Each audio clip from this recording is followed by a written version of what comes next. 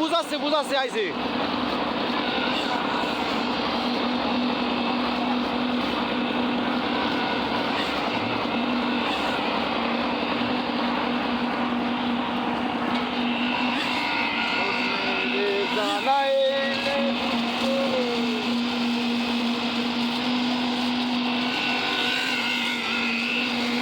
কি আছে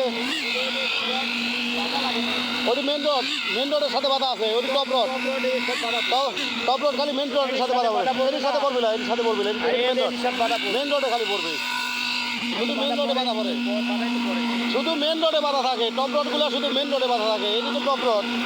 এটি তো টপ রোড এটি হচ্ছে মেন রোড এটি হচ্ছে টপ রোড এটি বাধা চলে না তা বাধেছে এটি মেন রোড